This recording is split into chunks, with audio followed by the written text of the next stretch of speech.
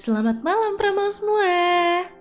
Film yang bakal kita tonton hari ini berjudul Kingdom. Nyeritain tentang kisah pantang menyerah dari seorang anak yatim piatu yang dijadiin budak. Namun dia punya mimpi besar, yaitu jadi seorang jenderal. Oke, sebelum lanjut ke alur cerita lengkapnya, boleh dong klik tombol subscribe-nya dulu. Gratis kok. Kalau udah, yuk langsung aja kita ke alur ceritanya. Berlatar di tahun 255 sebelum Masehi, di wilayah negara Qin yang terletak di Cina bagian barat. Di masa itu, wilayah Cina terbagi jadi 7 negara. Raja dari setiap negara ngirim jenderal mereka buat perang, dan udah berlangsung lebih dari 500 tahun. Ini ada si Li Xin, anak yatim piatu yang dijual dan dijadiin budak di sebuah desa kecil. Dari kecil, dia udah punya cita-cita mau jadi jenderal perang. Karena dia terpesona sama Jenderal Wang Qi, jenderal terhebat di dinasti Qin. Di sini, Xin ketemu sama Piao yang udah lebih dulu jadi budak di situ. Ya, namanya juga budak ya. Salah-salah dikit dipukulin tuh Xin sama tuannya. Xin gak mau terus-terusan jadi budak. Dia mau cari cara buat kabur. Piao ngasih tahu dia satu cara biar bisa pergi dari situ, yaitu latihan pedang. Dengan latihan pedang, mereka bisa jadi jenderal besar. Ya, buat memperbaiki hidup. Mereka terus latihan bareng sampai mereka dewasa.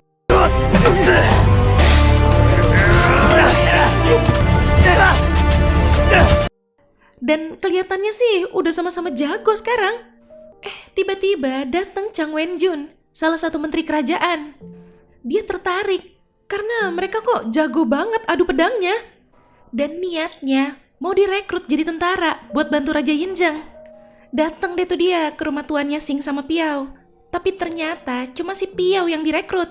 Kirain bakal marah ya si Xin. Aman kok, dia malah ngedukung. Ya udah, semenjak Piao pergi, Xin tetap latihan sendiri. Malah makin gigih tuh dia.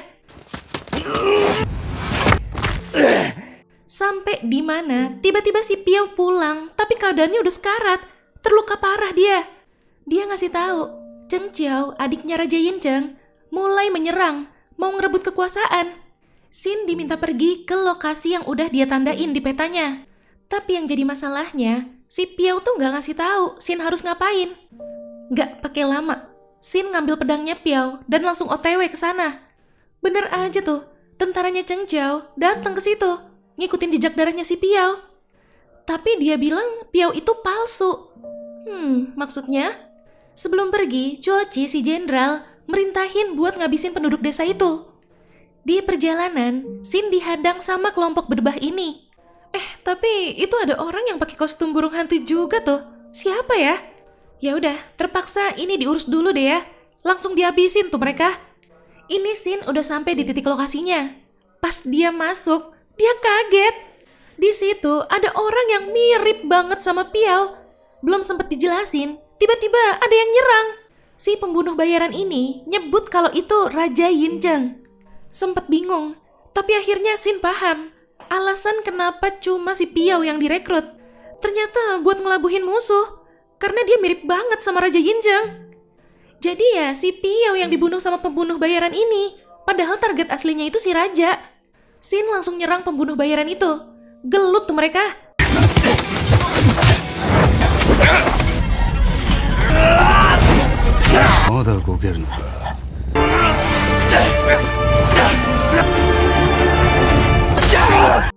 Sampai akhirnya Xin yang menang dan langsung ditebas sama si Raja. Udah nih, tapi Xin masih marah sama si Raja karena gara-gara dia kan Piao tewas. Di situ si Raja ngeliat desa udah kebakar. Dia jadi yakin tentara-tentaranya juga pasti udah banyak yang berpihak sama adiknya si Cheng Qiao. Xin ngajak Raja ikut sama dia buat ngelawan mereka balik. Pas mau jalan, ada si burung hantu lagi. Katanya dia tahu jalan pintas lewat pegunungan. Tapi sebelum itu dia perkenalin diri dulu. Dia He Liao Tiao, anak suku pegunungan. Selama perjalanan, si Raja ngejelasin kalau si Piao udah tahu konsekuensinya pas dia direkrut. Tapi dia tetap bersedia. Bahkan dia ngerasa terhormat bisa dapat tugas penting itu. Xin akhirnya mutusin tetap gabung sama si Raja. Ya, walaupun masih ada rasa marahnya. Dan sekarang tujuan mereka ke titik pertemuan sama Wenjun di barat. Sementara itu, Joji ngirim Muta, pembunuh bayaran yang baru buat nyari Yincheng. Tiba-tiba datang si Jenderal Wang Chi, idolanya Shin pas kecil itu. Taunya dia bawa kepala dan katanya itu kepalanya Wenjun.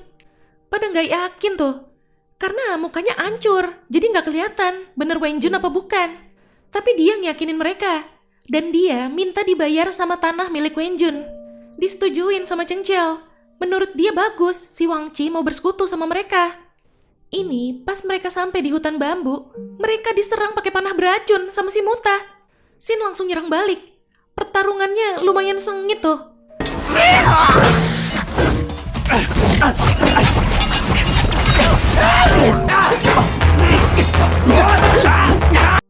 Pas mau ditebas, si Muta sempat nembakin panah beracunnya ke arah Yincheng. Tapi Shin yang kena. Bener aja, langsung tepar dia.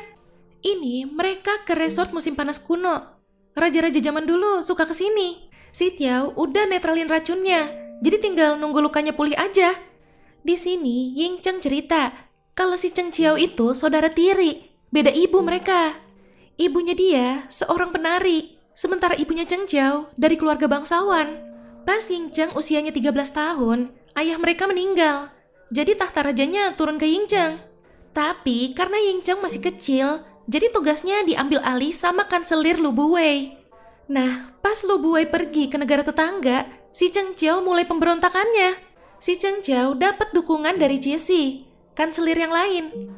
Tapi di sini Yincheng negasin sekali lagi, satu-satunya orang yang bisa dia percaya cuma Wenjun. Dan ternyata disinilah lokasi pertemuan yang dia maksud. Ini udah besok harinya.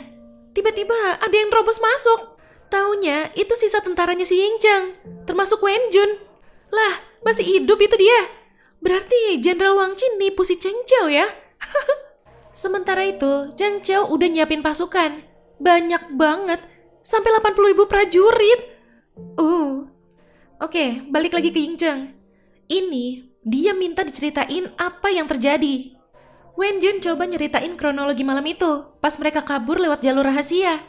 Mereka, termasuk si Piao, malah berhadapan sama pasukan Jenderal Wang Chi. Padahal selama ini Jenderal Wang Chi tuh udah gak ikut campur masalah politik, tapi tiba-tiba nongol. Disitulah si Piao ambil alih kendali, nyemangatin pasukannya selayaknya seorang jenderal. Dia bahkan sengaja misah buat ngalihin perhatian, biar pasukannya bisa kabur. Dan untungnya saat itu dia berhasil kabur juga dari kejaran pasukan Jenderal Wang Chi. Karena denger cerita gimana kerennya si Piao, Shin jadi semangat tuh. Dia langsung ngajak mereka semua balik ke kota buat ngelawan. Tidak semudah itu, David. Harus dianalisis dulu. Bi, si ketua pasukan, ngejelasin tentaranya Cheng Qiao udah nguasain wilayah Xianyang. Jadi paling enggak harus nunggu Lu Buwei pulang dulu. Cuma dia yang bisa diandelin. Tapi Yincheng sama Wenjun tahu kalau si Lu Buwei itu juga ngincer tahta raja. Dia baru bakal pulang kalau si Cheng Qiao udah jadi raja. Disitulah dia bakal ngungkapin keburukannya Cheng Qiao, biar dia yang naik jadi raja lagi. Karena ngelihat ada si Tiao, Wenjun jadi punya ide buat minta bantuan dari suku gunung. Dan ternyata Yincheng juga udah mikirin itu. Tapi dia nggak yakin apa suku gunung mau bantu. Soalnya hubungan dinasti Qin sama suku gunung itu udah rusak. Ya gara-gara keegoisannya dinasti Qin sih. Bahkan orang-orang suku gunung pada dibantai. Ini di perjalanan mau nemuin raja gunung, mereka ditangkap sama orang-orang dari suku gunungnya. Dibawa deh tuh mereka ke Yang Duanhe, si raja gunung. Bener kan? Duanhe masih dendam. Yincheng coba ngelurusin masalah mereka.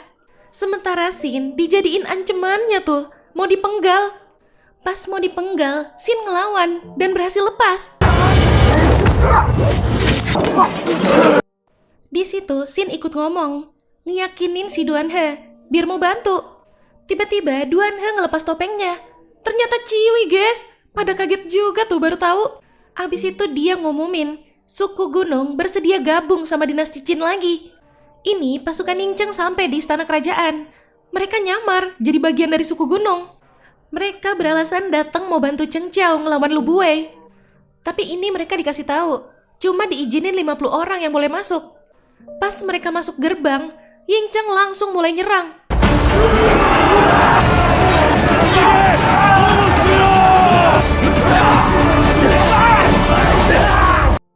Sementara itu, Xin, Tiao, Bi sama beberapa lainnya disuruh menyusup ke ruang tahta.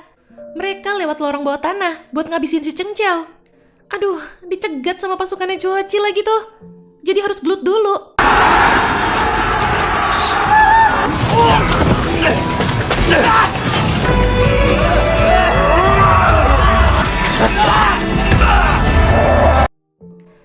Pas pasukannya kalah, si Cao Ji ngeluarin langkai, si Algojo Bagong itu. Tapi untungnya Xin GG, dia berhasil ngelumpuhin si langkai. Sambil dipegangin, ditebas tuh sama Xin. Ini kelompok Xin udah sampai nih di ruang tahta. Si Joachi nongol lagi. Sementara kelompoknya Ying Cheng juga belum selesai-selesai. Pasukan musuh banyak banget. Sekarang tinggal Xin, satu-satunya harapan buat ngelawan si Joachi. Tapi Xin udah hampir kalah.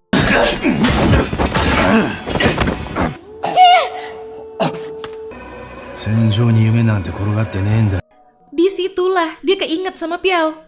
Keinget sama mimpinya juga, yang pengen banget jadi jenderal. Dia jadi termotivasi lagi buat bangkit. Dan akhirnya dia berhasil ngabisin si Joachi.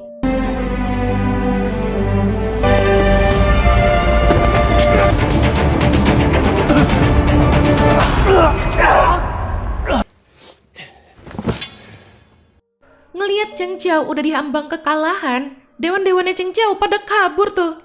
Pas Jesse mau kabur, dia nembak anak panah ke matanya. Tapi sebelum tewas, Jesse sempat nusuk si Diao. Xin panik, langsung ngecek. Taunya aman. Dia pakai pelindung, jadi nggak nembus. Karena lagi pada fokus ke Diao, si Cheng Chao jadi ada kesempatan buat kabur. Keluar-keluar malah ketemu sama Ying Cheng kan? Dia mau coba ngelawan. Tapi ya nggak setara lah ya. Cuma dibeset tangannya aja udah teriak-teriak. Pas Ying Cheng lagi mukulin si Cheng Chao, biar dia sadar, tiba-tiba Jenderal Wang Chi datang. Dia ujuk-ujuk langsung nanya ke Ying Cheng, apa yang bakal dia lakuin kalau dia udah jadi raja lagi? Kalau jawabannya nggak memuaskan, diancem mau dipenggal tuh kepalanya. Ying Cheng bersumpah, mau nyatuin Cina biar terciptanya perdamaian di masa depan. Bahkan kalau sampai harus tumpah darah dan butuh kekuatan buat ngewujudinnya, dia siap. Dengar jawaban itu, Jenderal Wang Chi puas. Dan dia mutusin gabung sama Ying Cheng. Itu si Wei Xing masih merintahin pasukannya buat ngelawan Jenderal Wang Chi tuh. Semua yang maju langsung kena tebas. Pas Wei Xing mau nyerang Ying Cheng, Xin langsung lindungin. Tewas itu dia. Sebelum Jenderal Wang Chi pergi, Xin perkenalin dirinya.